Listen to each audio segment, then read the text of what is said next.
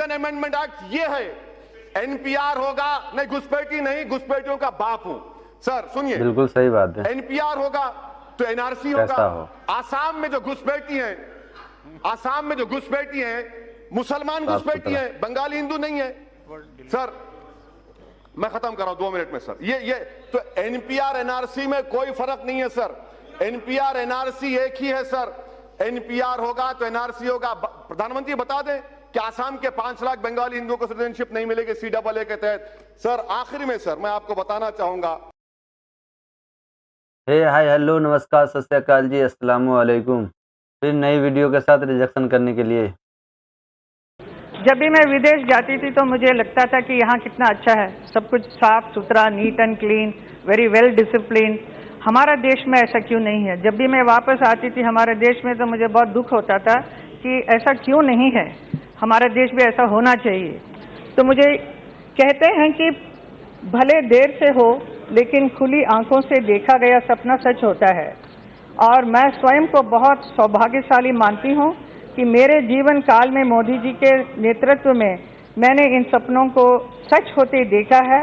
मैं इन सपनों को सच होते देख रही हूँ, एक नए भारत का निर्माण होते देख रही हूँ, न्यू इंडिया बनते देख रही हूँ।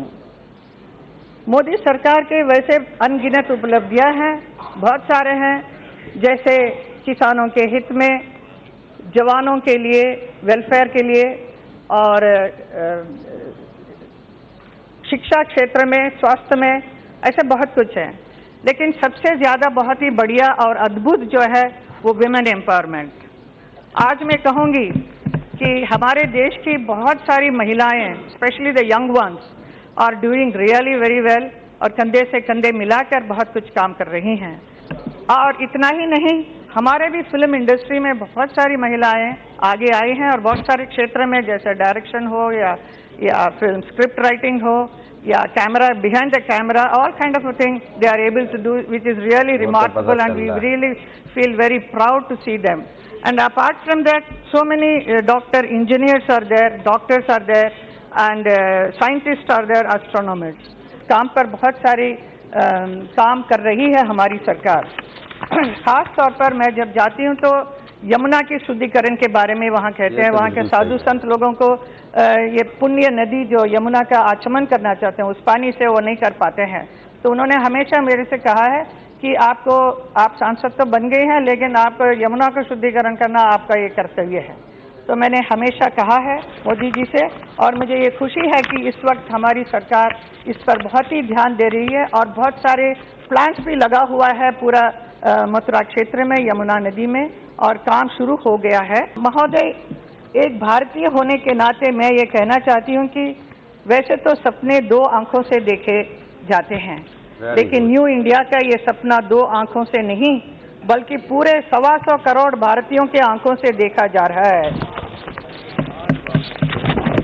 और हम सबको मिलकर मोदी जी के नेतृत्व में इस सपने को पूरा करके दिखाना है और बता देना है सारी दुनिया को कि भारत किसी से पीछे नहीं, भारत किसी से कम नहीं, भारत को आंख दिखाए अब किसी में दम नहीं। धन्यवाद। सर, मौजूदा वतन अजीज के जो माहौल है, जो पुराशुभ दौर है, उस पर किसी एक शायर ने बड़ा खूब कहा। उसमें पहले मिसरे में तरमीम करके कहना चाहूंगा कि हुक्मरान हो गए बहरे और अंधे लोग, हुक्मरान हो गए बहरे और अंधे लोग, खाक में मिल गए नगीने लोग, हर मुहिब्बे वतन जलील हुआ, रात का फासला तवील हुआ, आमिरों के गीत जो गाते रहे वही नामोदाद पाते रहे, रहजनों ने रहजनी की थी, रहबरों ने भी क्या कमी की थी। जनाब चेयरमैन साहब, सदर जमहूरिया के खुतबे में खारिजा पॉलिसी के बारे में कहा गया कि नेबरहुड फर्स्ट। इसकी नाकामी का अंदाजा इस बात से लगाया जा सकता है सर कि नेपाल एक मुल्क है जो हमारे बहुत करीबी ताल्लुकात हमारे भारत से रहे हैं। आज नेपाल नरेंद्र मोदी की सरकार को कह रहा है कि मिस्टर मोदी, अगर आप चाहें तो हम आपको और पाकिस्तान को बिठाकर बात करा देते हैं इंटरलॉक्यूटर बनकर। अब आप बताइए सर, कितनी कामयाबी है इन लोगों की। दूसरी इनकी कामयाबी देख लीजिए सर, या इनकी नाकामी, और भारत की नहीं बल्कि सही इनकी बात है। सरकार की नाकामी, कि क्यों नहीं अमेरिका के कांग्रेस में और सेनेटर्स ने हमारे मुल्क के ऊपर कई हियरिंग्स किए, कई रिमार्क्स किए, कई मोशंस पास किए। इतना वजीर आजम ट्रंप से बगलगीर हुए, ऐसा लग रहा था पिछले बार के शायद बकरीद और रमजान के ईद के गले मिल रहे हैं। उसके बावजूद भी अमेरिका के कांग्रेस और सेनेटर्स भारत की पॉलिसी के ऊपर तनकीद पे तनकीद कर रहे हैं। इससे आपकी कामयाबी अंदाजा होता है। तीसरी बात सर, यूरोपियन पार्लियामेंट में भारत के खिलाफ रेजोल्यूशन मूव हो गया। ये आपकी कामयाबी या नाकामी आप खुद अंदाजा लगा लीजिए। सर, कश्मीर की पॉलिसी, बड़ा अफसोस होता है सर, और मैं समझता हूं कि इस ऐवान की तौहीन भी हुकूमत कर रही है कि गोरी चमड़ी के डिप्लोमेट्स को लेकर कश्मीर को लेकर जाते हैं, मगर भारत के अवाम ने जिसको मुंतखब किया उनको नहीं ले जाते। आखिर क्यों डरते हैं आप इन डिप्लोमेट से, इन फॉरेन कंट्रीज से? क्यों उनकी खुशामद कर रहे हैं? क्यों उनके पैरों पर गिरकर आप बता रहे हैं चलिए कश्मीर, और हम जाना चाहते तो नहीं जा सकते? ये आपकी और एक खारिजा पॉलिसी की नाकामी। सर, और एक मिसाल दे रहा हूं सर, एफएटीएफ में जापान जो हमारा मुल्क दोस्त रहा, उसने पाकिस्तान के हक में वोट दे दिया, अमेरिका दे दिया। अब पाकिस्तान पे से एफएटीएफ खत्म हो जाएगा, वो ग्रे लिस्ट से निकल जाएंगे। ये इनकी खारजा पॉलिसी रही सर। अफगानिस्तान में तालिबान आ रहा है, अमेरिका कह रहा है कि छाबार पोर्ट में भारत नहीं बना सकता पोर्ट। कल तालिबान वहां पर आएगा तो हम क्या करेंगे फिर? आपके पास इसका कोई अंदाजा नहीं है। अच्छा सर, अब आप आ जाइए, हज सब्सिडी को निकाला गया था, 700 करोड़ की सब्सिडी निकाले। मैंने खुद कहा था, कहां गए वो पैसे? 700 करोड़ में आपने कितने मुस्लिम महिलाओं के लिए स्कूल खोले? 0, 0। और आज आप कहती हैं कि स्कॉलरशिप। सर, हर साल मैम डिमांड कर रहे हैं कि माइनॉरिटीज के लिए, अक़लियतों के लिए डिमांड ड्रिवन स्कॉलरशिप करिए, आप नहीं करते। और नहीं करने की वजह से हर साल कम से कम 20 लाख मुस्लिम लड़के और लड़कियां स्कॉलरशिप से महरूम होती हैं। अच्छा सर, आप देख लीजिए, जो पैसे दिए गए थे 2018 और 19 में, उसमें से आपने 170 करोड़ रुपए खत्म दिए ही नहीं। 19-20 में आपने नवंबर तक सिर्फ 27% पैसे रिलीज किए, और फिर आप बड़ी बड़ी बातें करते। हुनर हट का जिक्र सदर जमहूरिया ने किया, इसमें भी झूठ सर। झूठ का अंदाजा लगाइए कि खुद गवर्नमेंट का मैंने आरटीआई एप्लीकेशन डाला जिसमें कहा गया कि 2018-19 में खाली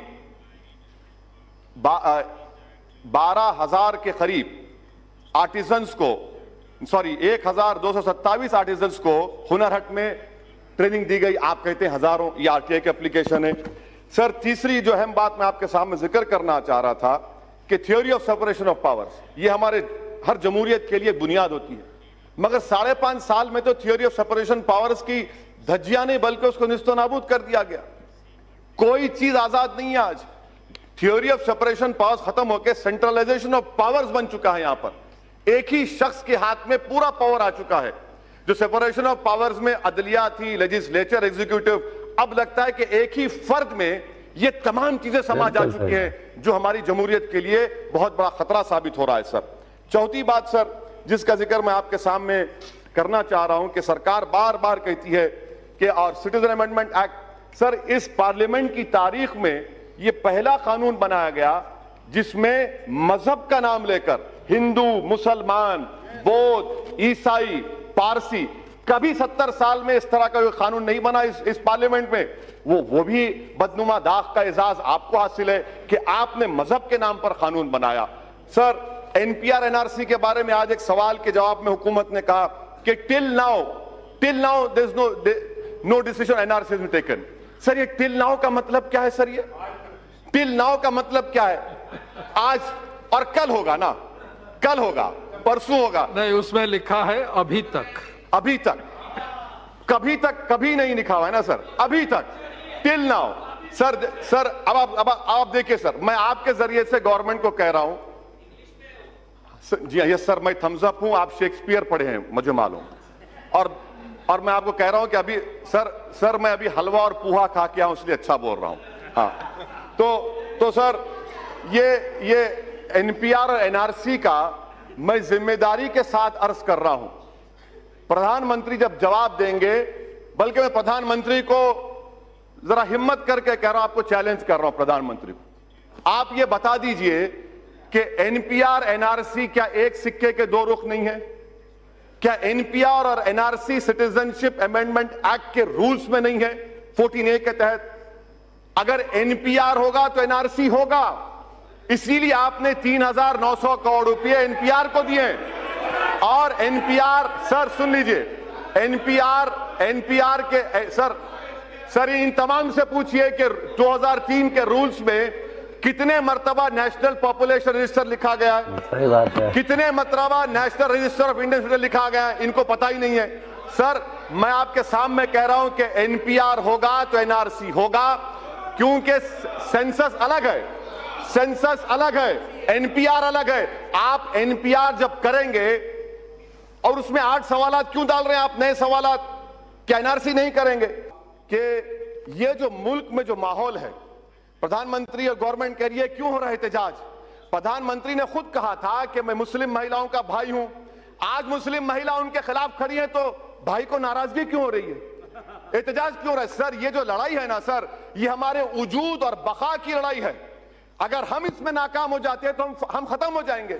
इसीलिए हम कह रहे हैं कि आप कैटेगोरिकली खड़े रहिए और खड़े रहकर कहिए मौजूदा वतन में जो माहौल है सर, ऐसा माहौल है कि 1933 का जर्मनी का माहौल है, 1938 का जर्मनी का माहौल है, 1948 का 38 का मुसोलिनी का माहौल है। आज हर जगह पर अब सिर्फ बाकी क्या रह गया मालूम सर? बाकी हिटलर ने भी इन्हें सेंसस किया था, उसके बाद यहूदियों को गैस का चैम्बर में डाल दिया। मुसोलिनी ने भी 1938 में सेंसस किया था, उसके बाद पूरी जायदाद रोमा और यहूदियों की छीन ली। अब वही हाल यहां पर होने वाला है मुसलमानों के साथ, वही हाल होने वाला है सर, वही हाल करने वाले हैं। इनका मकसद ही वही है, इनका मकसद मैं खत्म कर रहा हूं सर, मैं खत्म कर रहा हूं सर। और दिल्ली में क्या हो रहा है? इतने पावरफुल मिनिस्टर है, 3-3 गोलियां चलती हैं। ये लॉ एंड ऑर्डर है आपका। कैपिटल ऑफ द कंट्री में सर, कैपिटल सर खत्म करो, एक minute last. Capital of the country में 3-3 गोलियां चलती हैं। गोली मारो देश के गद्दारों को, मारो मुझे, कहां मारते? मारो, बताओ, मारो मुझे, हिम्मत है तुमको, मारो मुझे, मैं मरने तैयार हूं। सर ये बुज़दिल हैं, ये संविधान को खत्म करना चाहते हैं, भारत को हिटलर और मुसोलिनी का मुल्क बनाना चाहते हैं, इसलिए मैं इसकी मुखालिफत करता हूं सर। Thank you sir. अगर आप चाहते हैं गरीब हर वंचित इंसान की आवाज आप तक पहुंचे तो हमारे चैनल को सब्सक्राइब करें और बेल आइकन का बटन दबाना ना भूलें। देखते रहिए बहुजन न्यूज।